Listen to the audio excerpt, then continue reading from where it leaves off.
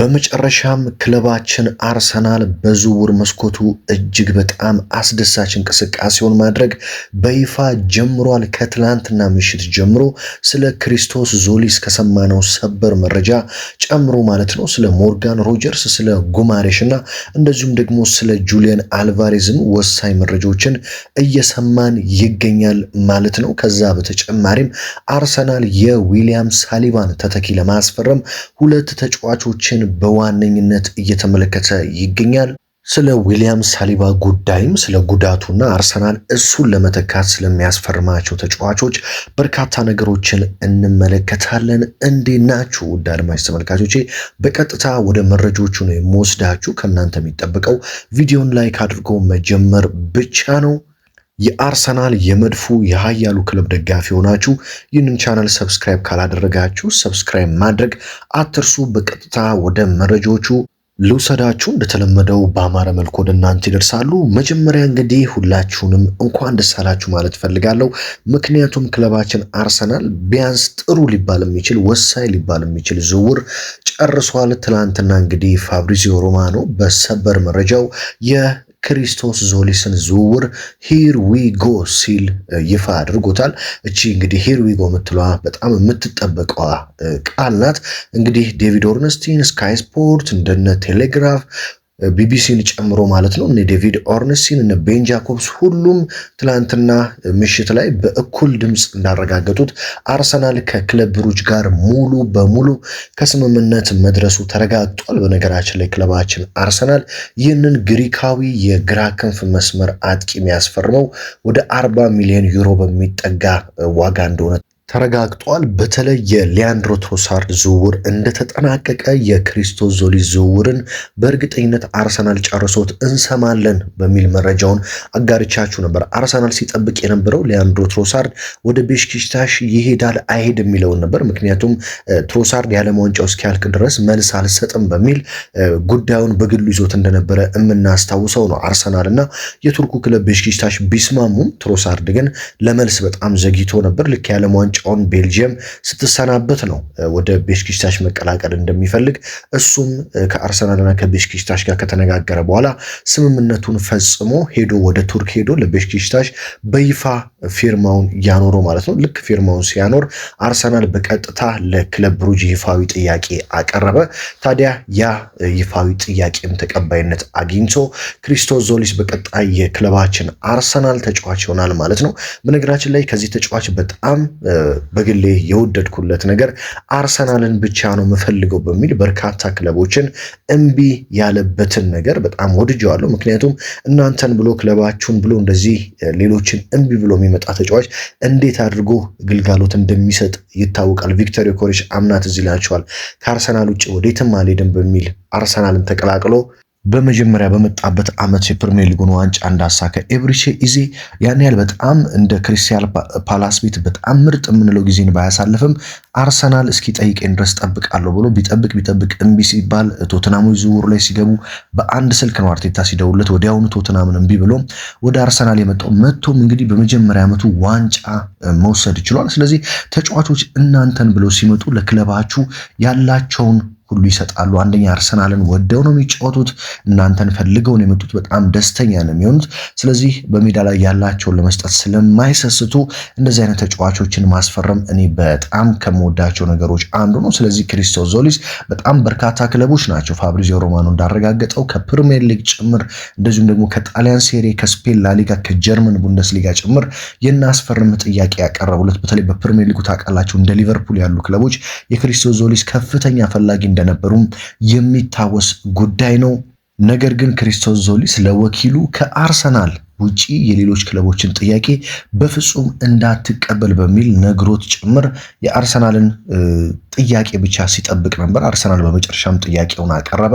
ሁሉም ነገር እንግዲህ ተስተካክሎ ክሪስቶስ ዞሊስም ወደ ክለባችን አርሰናል ለመምጣት ሂርዊጎ ተብሏል። በቀጣይም እንግዲህ የሚቀሩ ነገሮች ተደርገው አርሰናል በይፋ ዝውውሩን ይፋ ያደርጋል ተብሎም ይጠበቃል። ይህ ግሪካዊ ተጫዋች በክለባችን አርሰናል ትልቅ ግልጋሎት ይሰጣል ተብሎም ይጠበቃል ማለት ነው።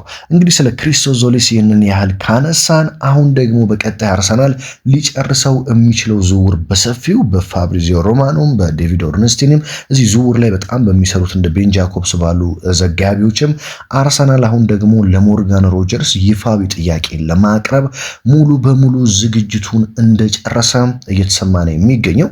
እንደምታውቁት ሞርጋን ሮጀርስ ከዓለም ዋንጫው በኋላ ነው የዝውውር ጥያቄዎችን ማዳምጠው በሚል የዓለም ዋንጫው እስኪጠናቀቅ ስለ ዝውውር መናገር እንደማይፈልግ ተናግሮ ነበር። ነገር ግን ከትላንትና ወዲያ እንግሊዝ በአርጀንቲና እጅግ በሚያሳዝን ሁኔታ ያው እኔ የአርጀንቲና ደጋፊ እንደሆንኩ ይታወቃል። ለእንግሊዞች በሚያሳዝን ሁኔታ ለኔ ደግሞ በጣም ደስ በሚል ሁኔታ አርጀንቲና በማሸነፏ ማለት ነው ከዓለም ዋንጫው ተሰናብታለች። ከዓለም ዋንጫው መሰናበቷን ተከትሎ እንግዲህ እንደ ሞርጋን ሮጀርስ ያሉ ተጫዋቾች ወደ የረፍታቸው ስለሚሄዱ አርሰናል ይፋዊ ጥያቄውን ለማቅረብ ትክክለኛውን ሰዓት አግኝቶታል ማለት ነው። ሁሉም ዝግጅት እንደተጠናቀቀና አርሰናል ልክ እንደ ክሪስቶስ ዞሊስን ከዚህ በፊት በሰራውላችሁ ዘገባ በሚቀጥሉት 48 ሰዓታት አርሰናል ጥያቄ ያቀርባል ብያችሁ ነበረ፣ ሰኞ በነበረን የዝውውር መረጃ ማለት ነው። እንደተባለውም እንግዲህ አርሰናል በ48 ሰዓት ውስጥ የክሪስቶስ ዞሊስን ዝውውር ጨርሶታል። አሁን ደግሞ ስለ ሞርጋን ሮጀርስ እየተሰማ ያለው መረጃ ምንድነው? በዚህ አንድ ሳምንት ውስጥ አርሰናል ለአስቶን ቪላ ይፋዊ ጥያቄ ያቀርባል ማለት ነው። በጣም ከፈጠነ በሚቀጥሉት 3 ቀናት ውስጥ አርሰናል ለአስቶን ቪላ በይፋ ጥያቄ ያቀርባል። በጣም የሚዘገይ ከሆነ ደግሞ ቢያንስ በአንድ ሳምንት እስከ 5 ቀናት ባሉት ጊዜ ውስጥ በቀጣይ ማለት ነው አርሰናል ለአስቶን ቪላ ጥያቄውን ያቀርባል። ምክንያቱም ፕሪሚየር ሊጉ ሊጀመር 1 ወር ብቻ ነው የቀረው። ውድ አድማጭ ተመልካቾች የዓለም ዋንጫውም እሁድ ዕለት ይጠናቀቃል። ከዛ በኋላ የመጀመሪያ ልምምዶች ይጀምራሉ። ከልምምዶች በኋላ የወዳጅነት ጨዋታዎች ይደረጋሉ። እነዚህ በሙሉ ሲደረጉ እነዚህ ተጫዋቾች የምትፈልጓቸው ቀጣይ ዓመት ክለባችሁ ልታዩዋቸው የምትፈልጓቸው ተጫዋቾች መምጣት አለባቸው። ለዛ ነው አርሰናል አሁን ለክሪስቶስ ዞሊስ በቀጣይ ለሮጀርስ ለመሳሰሉ ተጫዋቾች ቶሎ ይፋዊ ጥያቄ አቅርቦ ዝውውሮቹን በፍጥነት በመጨረስ ተጫዋቾቹ የግሉ በማድረግ ልምምድ ላይ እንዲሳተፉለት የቅድመ ውድድር ጨዋታዎች ላይ እንዲሳተፉለት በቀጣይ ዓመት እንዴት አድርጌ ነው የምጠቀማቸው የሚለውን በደንብ ለማየት ማለት ነው። ስለዚህ ለዛ ነው አርሰናል በተለይ ከትላንትና ምሽት ጀምሮ አንድሬ ቤርታና አርቴታ ካሁን በኋላ የአርሰናል ጊዜ ነው ሲል ፋብሪዚዮ ሮማኖ በዘገባው የተናገረው። ምክንያቱም በሚቀጥሉት ሳምንታት አርሰናል በከፍተኛ ንቃት በዝውውር ላይ ይሳተፋል ሲል የዘገበው በዚህ ምክንያት ነው ማለት ነው። ምክንያቱም ሁሉም ነገር ቀርቧል። ፕሪሚየር ሊጉ ሊጀምር ቀርቧል። አሁን የቅድመ ውድድር ጨዋታዎች ሊጀምሩ ቀርቧል። ልምምዶች ሊጀምሩ ቀርበዋል። ስለዚህ አስፈርማችሁ ልምምድ ላይ እነዚህን ተጫዋቾች መመልከት አለባችሁ። ዝም ብላችሁ ነገ ሊጀምር ፕሪሚየር ሊጉ ዝውውሩ በጣም አዳጋች ካልሆነባችሁ በቀር እንደዛ አታስፈርሙም። ከቻላችሁ ቶሎ ብላችሁ አስፈርማችሁ ቅድመ ውድድር ላይ ያንን ተጫዋች አይታችሁ አቅሙን አይታችሁ የአርቴታን ለምሳሌ አርቴታ ያንን ተጫዋች አምጥቶ ፍልስፍናን ምን ያህል ይረዳል፣ የቱ ጋር ሳጫውተው ነው ጥሩ የሚለውን ለመረዳት በቶሎ ማስፈረም ስለሚያስፈልግ በቀጣይ ሳምንታት በእርግጠኝነት በጣም በርካታ ሂሮይጎችን እንደምንሰማና ከአርሰናል ጋር ብዙ የዝውውር መረጃዎችን እንደምንሰማ ፋብሪዚዮ ሮማኖ በዘገባው አስመልክቶናል ማለት ነው። በዚሁ ጉዳይ እንግዲህ ስለ ብሩኖ ጉማሬሽ ላውራና ክለባችን አርሰናል ስለ ዊሊያም ሳሊባ ተተኪዎች ምን እያሰበ ነው የሚገኘው የሚለውን እናነሳለን። እንግዲህ እንዳልኳችሁ የዞሊስን ዝውውር ጨርሰናል። አሁን ሁለተኛው ትልቁ ዝውውር የሞርጋን ሮጀርስ ዝውውር ነው። ይህንንም ለመጨረስ እየሰራ እንደሆነ ተናግሬያለሁ። ሌላኛው በጣም የሚጠበቀው የብሩኖ ጉማሬሽ ዝውውር ነው። ምክንያቱም እንደ ዴክላን ራይስ ያሉ ተጫዋቾች መሃል ሜዳ ላይ ትልቅ የእረፍት ጊዜን የሚፈልጉ መሆኑን ተከትሎ ብሩኖ ጉማሬሽ መምጣት የግድ አለበት። አርሰናል ግን አሁንም የብሩኖ ጉማሬሽን ዝውውር እያመነታ እንደሚገኝ ተሰምቷል። ምክንያቱም እንዳልኳቸው ኒውካስትሎች በጣም በርካታ ጥያቄ እየጠየቁ ገንዘቡን እያስወደዱ ስለሆነ አርሰናል የጉማሬሽን ዝውውር ሮጀርስ ዝውውር በኋላ ልመለስበት እችላለሁ ማለት መጀመሩን እና አሁን ቅድሚያ ለሮጀርስ ዝውውር እየሰጠ እንደሚገኝ ነው መረጃዎች የሚያመላክቱት ማለት ነው። ስለዚህ ምናልባትም የብሩኖ ጉማሬሽ ዝውውር ሊቀር የሚችልበት እድል እንዳለ የዝውውር መረጃዎች ያሳያሉ። ነገር ግን በቀጣይ አርሰናል የመሃል ተከላካይ ግዴታ ማስፈረም እንዳለበትና የዝውውር ገበያውን ማጥናት እንደጀመረ የመረጃ ምንጮች አረጋግጠዋል። በተለይ ተወዳጁና ወሳኙ ተከላካያችን ዊሊያም ሳሊባ የገጠመው ከባድ ጉዳት አርሰናል ወደ ገበያው ግዴታ እንዲወጣ አድርጎታል። በነገራችን ላይ ዊሊያም ሳሊባ ጉዳቱ አሁን አይደለም የጀመረው፣ የፕሪሚየር ሊግ ጨዋታ ላይ ነው ጉዳቱ የደረሰበት። የጀርባ ስንጥቃት ጉዳት እንደደረሰበትና ተጫዋቹ ጉዳት አለበት፣ ስለዚህ የዓለም ዋንጫ ይቅርብህ የሚል ጥያቄ ጭምር ቀርቦለት ነበር በሕክምና ባለሙያዎች። ነገር ግን እሱ በፍጹም የዓለም ዋንጫውን ለሀገሬ ማድረግ አለብኝ በሚል ከነጉዳቱ መጫወቱ ጉዳቱን እጅግ በጣም እንዲበሳ ያደረገው ዋነኛ ምክንያት ለዓለም ዋንጫው መጫወቱ መሆኑን አረጋግጠዋል። ስለዚህ ያው ዊሊያም ሳሊባ ሀገሩን ለመርዳት በሚል ነው ከነጉዳቴ ምንም ችግር የለውም በማደንዘዣ ጭምር ታግዤ እጫወታለሁ በሚል ተናግሮ የነበረው። እንግዲህ የቀዶ ጥገና ሕክምናው የሚቀር አይመስለኝም። ያው አርሰናል ገና አልወሰነም፣ እያጤነበት ነው የሚገኘው። ቀዶ ጥገና ሕክምናውን ያደርግ ወይስ ሌሎች መፍትሄዎች አሉ የሚለውን እያየ ይገኛል አርሰናል። ነገር ግን ከ90% በላይ የዊሊያም ሳሊባ ቀዶ ጥገና የማይቀር እንደሆነ መረጃዎች ያሳያሉ። ይህንን የሚያደርግ ሆነ እንግዲህ እስከ ጃንዋሪ ምናልባትም እስከ ቀጣይ ዓመት እስከ ገና ድረስ ማለት ነው፣ እስከ ታህሳስ እስከ ገና ድረስ አካባቢ ዊሊያም ሳሊባ ሲጫወት አንመለከተውም። ከዛም ሊያልፍ ይችላል። ያው 5 ወር ነው እየተባለ የሚገኘው። 5 ወር ማለት ከነሐሴ መጨረሻ ጀምሮ ስትቆጥሩ ነሐሴ ያለ መስከረም፣ ጥቅምት፣ ህዳር፣ ታህሳስ እስከ ጥር ድረስ አካባቢ ጭምር ዊሊያም ሳሊባ ወደ ሜዳ አይመለስም። በጣም በርካታ ጨዋታዎች ያመልጡታል ማለት ነው። በዚህም ታዲያ ክለባችን አርሰናል ሁለት ወሳኝ ተከላካዮችን እየተመለከተ ነው የሚገኘው በአሁኑ ሰዓት። ምክንያቱም በፕሪሚየር ሊጉ በተለይ ማጋሌሽና ሞስኬራን አጣምሮ ማጫወት በሻምፒዮንስ ሊጉ የሚሆን በፕሪሚየር ሊጉ እጅግ በጣም ከባድ ስለሚሆን ለአርሰናል የሞስኬራ ልምድ አለመኖርን ተከትሎ ማለት ነው ሁለት ተከላካዮችን እየተመለከተ ይገኛል። አንደኛ እየተመለከተ የሚገኘው የአስቶን ቪላውን ተከላካይ ኤዝሪ ኮንሳን ነው። እንግዲህ ኤዝሪ ኮንሳ በአስቶን ቪላ ቤት የሚጫወተው ተከላካይ ማለት ነው። በነገራችን ላይ ይህ ተጫዋች ከ40 እስከ 50 ሚሊዮን ዩሮ ያወጣል ተብሎ ይገመታል። አርሰናል እሱን እየተመለከተው ይገኛል። በሁለተኛነት ደግሞ የክሪስታል ፓላሱን ተጫዋች ላኳን አርሰናል በጥብቅ እየፈለገው ይገኛል ማለት ነው።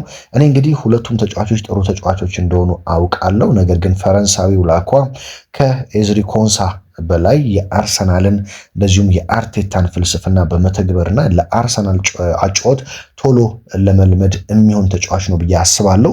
ብዙዎች እንግዲህ በሁለት ተከፍለዋል፣ ኤዝሪ ኮንሳ ወይስ ደግሞ ላኳ በሚል በሁለት መልኩ የተከፈሉ ሲሆን አርሰናል ግን ሁለቱን ተጫዋቾች እንደ ዋና ታርጌት እያደረገ ቢመለከትም ሌሎች ተጫዋቾችንም እየተመለከተ ይገኛል ማለት ነው። ስለዚህ ያለ ተከላካይ በተለይ እንዳልኳችሁ ማጋሌሽ እና ሞስኬራ ሁለቱን መሀል ሜዳ ላይ የመሀል ተከላካይ አድርጎ አጣምሮ መጠቀሙ በጣም ከባድ ይሆናል ብዬ ነው የማስበው። ለዚህም አርሰናል ግዴታ ማስፈረም ያለበት የመሀል ተከላካይ ይመስለኛል። ያው የቀኝ መስመራችን ላይ ትልቅ ስጋት አለብን። ጁሪየን ቲምበር ጉዳት ነው። ያው ቤን ዋይት በነገራችን ላይ አርሰናልን የሚለቅ አይመስለኝም በዚህ ክረምት። ምክንያቱም የዊሊያም ሳሊባ መጎዳት ነገሮችን በሙሉ እያቀያየረ እንደሚገኝና ተከላካዮች በአርሰናል ቤት በተቻለ አቅም ከሚለቁ ቢቆዩ እንደሚመረጥ ነው መረጃዎች እያሳዩ የሚገኙት። በዚህም የሳሊባን መጎዳት ተከትሎ ቤን ዋይት በአርሰናል የመቆየት እድል ሊኖረው እንደሚችል ተሰምቷል። ምክንያቱም እንደምታውቁት ያው ቲምበርም ጉዳት ነው። ስለዚህ ቤን ዋይትን ሽጣችሁ የመሃል ተከላካይም የቀይ መስመር ተከላካይ ማስፈረሙ ትንሽ ነገሮችን ከበድ ሊያደርግ ይችላል። ገበያውም ላይ ጥሩ ተጫዋቾች ላታገኙ ስለምትችሉ ያሉትን ተጫዋቾች መቆጠብና መያዝና ሌሎች ተጫዋቾች ከተገኙ ደግሞ ለማስፈረም መንቀሳቀሱ ጥሩ እንደሆነ በአርሰናል ቤት ታምኖበታል። በእርግጥ እንግዲህ እንደነ ካላፊዮሪ እንደ ሂንካፒ ያሉ ተጫዋቾችም በሶስት ተከላካይ በተለይ እንደ ካላፊዮሪ ያሉ ተጫዋቾች በሶስት ተከላካይ መጫወት የሚችሉ ተጫዋቾች ናቸው። ወደ መሃል እየመጡ በደንብ መከላከል የሚችሉ ተጫዋቾች እንደሆኑ ይታወቃል። ከዚህ በፊትም በተለይ እንደ ሪካርዶ ካላፊዮሪ ያሉ ተጫዋቾች በጣሊያን በቦሎኛ ቤትም እንደዚሁም በጣሊያን ብሔራዊ ቡድን ቤትም በዚህ በሶስት ተከላካይ አሰላለፍ ላይ በመጫወት ወደ መሃል እየገቡ ተከላካዮችን በማገዝና እዛ ስፍራ ላይ በመቆም በጣም ጥሩ የሚባል ልምድ ያላቸው ቢሆንም ደግሞ እነሱን ወደዚህ ስታመጡ የነሱ ስፍራ ደግሞ ክፍተት ስለሚፈጥር እነሱ ባሉበትና ምርጥ በሚባሉት ቦታቸው ላይ ሆነው በመሃል ላይ ሌላ ተጫዋችን ማምጣት ተመራጭ ሆኖ ተገኝቷል። ለዚህም ነው አሰልጣኝ ሚኬል አርቴታ እና አንድሬ ቤርታ የመሃል ተከላካይ ተጫዋቾችን በአሁኑ ሰዓት እየተመለከቱ የሚገኙት ማለት ነው። ስለዚህ ካሁን በኋላ ቢያንስ አርሰናል አንድ ተከላካይ፣ አንድ የመሃል ሜዳና ሮጀርስ ዝውውር እንዳለ ሆኖ በተለይ ደግሞ የዊሊያን አልቫሬዝ ዝውውር ሊሳካ የሚችልበት እድልም ካለ እሱንም ለማምጣት ስለሚሞክር ቢያንስ ከ4 እስከ 5 ያሉ ዝውውሮች በአርሰናል ቤት እንደሚቀሩ መረጃዎች ያመላክታሉ። ብዙዎች እንግዲህ በሁሊያን አልቫሬዝ ጉዳይ ግራ ተጋብተዋል። ያው ይህንን በተደጋጋሚ አንስቼዋለሁ፣ ግን የእናንተን ሀሳብም ኮመንት ላይ እንድታስቀምጡልኝ እፈልጋለሁ። በርካቶች ሁሊያን አልቫሬዝ በአርሰናል የሚፈልግ ከሆነና እዛ መጫወት የሚፈልግ ከሆነ ለምን አርሰናል ለሌላ ቡድን መጫወት የሚፈልግን ተጫዋች ለማምጣት ይህን ያህል ርቀት ይጓዛል? ለምን አይተውም የሚል ነገሮችን ያነሳሉ። አንዳንዶች ደግሞ የለም ባርሴሎና በገንዘብም ይሁን ወይም ደግሞ አትሌቲኮ ማድሪድ ተጫዋቹን ለባርሴሎና አለመሸጥ መፈለጉን ተከትሎም ይሁን በተቻለው በየትኛው መንገድ ሁሊያን አልቫሬዝ ወደ አርሰናል መምጣት የሚችል ከሆነ ለረጅም ዓመት ክለባችንን መጥቀም የሚችል በጣም ጥሩ ተጫዋች ስለሆነ ለገና ሌላ ቡድን መጫወት ይፈልጋል ብለን መተው የለብንም። ወደዛ ማይሳካ ከሆነ ወደኛ ማምጣቱ ላይ ትኩረት አድርገን ብንሰራ በእርግጠኝነት ክለባችንን ይጠቅማል። ስለዚህ አርሰናል ዝውውሩን መፈጸም የሚችል ከሆነ ተጫዋቹን ቢመለከተው የሚል ሀሳቦችን እያቀረቡ ይገኛሉ። ያው ያም ሆነ ይህ አርሰናል ተጫዋቹን በቅርብ እየተመለከተው ነው የሚገኘው። የእናንተን ሀሳብ ግን ኮመንት ላይ አስቀምጡልኝ። ስለ ክሪስቶስ ዞሊስ ዝውውር ምን ትላላችሁ? እንደዚሁም ስለ ዊሊያም ሳሊባ ጉዳትና አርሰናል ሊያስፈርማቸው ስላሰባቸው ሁለቱ ተጫዋቾች የትኛው የተሻለ ይመስላችኋል? የእናንተን ሀሳብ ኮመንት ላይ አስቀምጡልኝ። እኔ እንግዲህ በአርሰናል ሌሎች የዝውውር መረጃዎች ስለ ክሪስቶስ ዞሊስ የሕክምና ምርመራ መቼ ይደረጋል፣ ያሉት ቁጥራዊ መረጃዎችስ ምን ይመስላሉ የሚለውን ጨምሮ አርሰናል በተከላካይ ስፍራ የትኛውን ተጫዋች ለማስፈረም ይበልጥ ቀረበ፣ ሌሎች የዝውውር መረጃዎች እስከምን ደረሱ የሚለውን በቀጣይ ጥንክር ወደ እናንተም የማደርስ ይሆናል ማለት ነው። እንግዲህ ውድ አድማጭ ተመልካቾች የዕለቱ ወሳኝ የክለባችን አርሰናል የዝውውር መረጃዎች ይህንን ይመስላሉ። ሀገር ውስጥ ከባህር ማዶ በመሆን በየዕለቱ የኔን መረጃዎች በመከታተል ከጎን የሆናችሁትን በሙሉ ከልብ እያመሰገንኩ በሌላ ወሳኝ መረጃ በሌላ ወሳኝ ጥንክር እስከምንገናኝ ድረስ ደግሞ በያላችሁበት ሁሉ ሰላም ተመኘሁላችሁ።